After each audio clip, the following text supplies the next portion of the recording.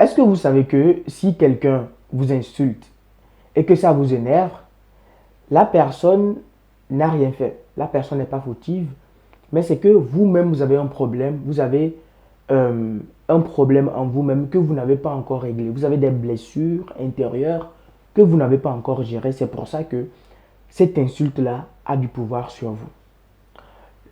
Je vais vous expliquer. Imaginez, moi par exemple, j'ai un master 2.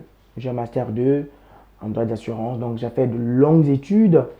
Et aujourd'hui, je sors, je prends de l'air, j'essaie de prendre de l'air. Et un mec me voit dans la rue et me traite d'illettré. Il me traite de quelqu'un qui ne sait pas lire et qui ne sait pas écrire. Ok. Vous pensez que ça va me toucher? Est-ce que vous pensez que le fait que cette personne me dise tu es un illettré, fous le camp, ça va me toucher? Non, ça ne va pas me toucher. Parce que, en fait, je vais même rigoler de la situation parce que je sais que cette personne-là a un problème mental.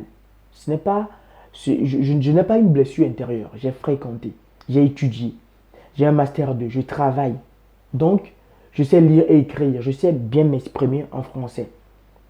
Je sais bien m'exprimer aussi dans ma langue. Donc, je ne suis pas un illettré. On ne peut pas en fait, il ne peut pas me traiter d'illettré ou de quelqu'un qui ne sait pas lire ni écrire. Ça ne va pas me toucher. Mais imaginez quelqu'un qui n'a pas étudié, quelqu'un qui, peut-être par le manque de moyens financiers, n'a pas étudié et qui se retrouve devant une personne qui le traite d'illettré. Cette personne a plus de chances de s'énerver parce que il a une blessure en lui-même qui lui fait dire que parce qu'elle n'a pas étudié, ça veut dire qu'elle est illettrée. Ça veut dire que ce que la personne dit est vrai sur lui-même. Et il accepte de vrai parce que les choses qui sont passées dans sa vie témoignent que ce que cette personne-là est en train de dire est vrai. C'est pour ça que je vous dis que si une personne vous insulte, ce n'est pas en fait ce que la personne dit qui est le problème, mais c'est parce que vous-même vous avez accepté cette insulte, peut-être de par votre imagination, de par ce que vous avez vécu par le passé, vous avez accepté cette insulte, que ça va vous mettre en colère. Imaginez que cette personne qui vous a traité d'illettré, peut-être elle-même n'a pas beaucoup fréquenté. Très souvent, les gens qui insultent les gens n'ont pas beaucoup fréquenté. Donc, comment est-ce que vous allez vous comporter lorsqu'une personne vous insulte et que vraiment cette insulte-là révèle une colère en vous? Ça veut simplement dire que vous avez une blessure en vous-même sur laquelle vous devez travailler. Sur laquelle vous devez vraiment travailler. Parce que si chaque jour vous sortez et qu'une personne vous dit quelque chose et ça vous touche et vous vous énervez, je peux vous rassurer que c'est une crise cardiaque qui vous attend. Parce que les gens aujourd'hui ne sont plus vraiment bienveillants. Donc si vous sortez de votre maison et qu'une personne malveillante vous dit quelque chose qui vous énerve et qui vous heurte, je pense que votre journée sera déjà bafouée. Quelle que soit la routine que vous avez utilisée, votre journée sera bafouée. Donc il faut vraiment que vous appreniez à ne pas laisser les gens contrôler votre vie. Parce que si par exemple je vous dis, vous êtes un imbécile, et ça change votre humeur, ça change la manière dont vous vous voyez avant, ça veut dire que j'ai le pouvoir sur vous.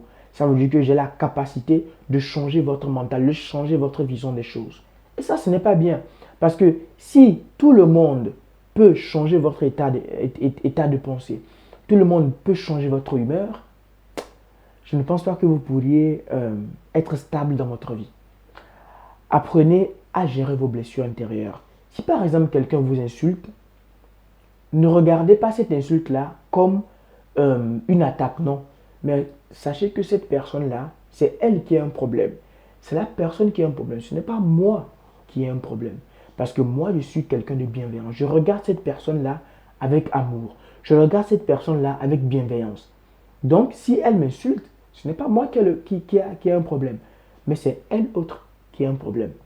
Mais la situation n'est pas la même si c'est vous-même qui avez heurté cette personne. Par exemple, vous êtes dans le train pour aller dans votre service et que vous piétinez une personne et que vous ne lui dites pas désolé, pardon et tout. Et cette personne vous insulte, à quelque part, c'est vous qui aviez été moins bienveillant.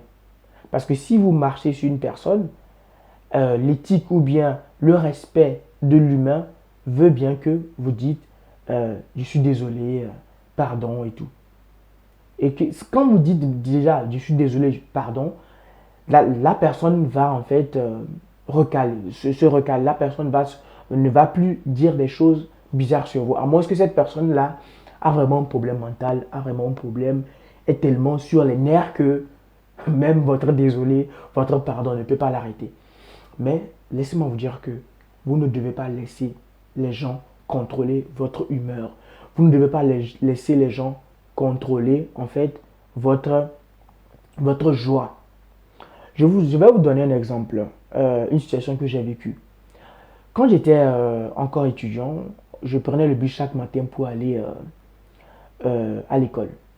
Et donc, un matin, vous savez, quand vous rentrez dans le bus, il y a un lieu où vous devez descendre et un lieu où vous devez monter. C'est-à-dire, les portes ne sont pas pareilles. Il y a la porte de sortie est souvent derrière et la porte d'entrée est souvent devant. Donc, moi, je rentre dans le bus. Souvent, quand le bus est trop plein, il y a des gens qui demandent à ce que le chauffeur puisse les permettre de descendre devant. Parce que le fait de passer voilà, devant tous les gens, en plus c'est serré, c'est très difficile de sortir par l'arrière. Surtout si vous êtes devant. Donc, je rentre dans le bus et puis on commence le trajet. Arrivé à un premier arrêt, on était bien serré dans le bus. Arrivé à un premier arrêt, il y a une dame qui demande au chauffeur de lui faire passer par devant. Et le chauffeur lui répond non, la sortie c'est derrière. Malgré en fait le nombre de personnes qui y avait dans le bus. Malgré, on était en fait entassés dans le bus. Mais le chauffeur lui dit, la sortie c'est derrière. Venez voir comment cette femme a ouvert la bouche, a commencé à insulter ce chauffeur. Franchement, le chauffeur même, il m'a fait pitié en fait, parce que, à quelque part, c'est vrai que c'est lui qui a cherché le problème, parce que ça ne te coûte rien d'ouvrir la porte de devant pour le faire sortir, parce que tu vois que la situation t'impose en fait de le faire. Mais il a voulu être dur, il a voulu respecter les règles de manière stricte. Et donc, cette femme-là, son humeur a changé. Elle s'est énervée. Elle a insulté copieusement le chauffeur. Mais moi, qu'est-ce que j'ai fait? Moi, j'étais devant. Hein. Mon arrêt était plus devant. Mais pour éviter que je me fasse aussi énerver ou bien pour éviter que mon humeur change, peut-être parce que arrivé à mon arrêt, le chauffeur va me répéter la même chose. Je me suis moi-même déplacé au fur et à mesure des arrêts. Je me suis déplacé à l'arrière. Je me suis déplacé à l'arrière pour en fait éviter que ces chauffeurs-là changent mon humeur.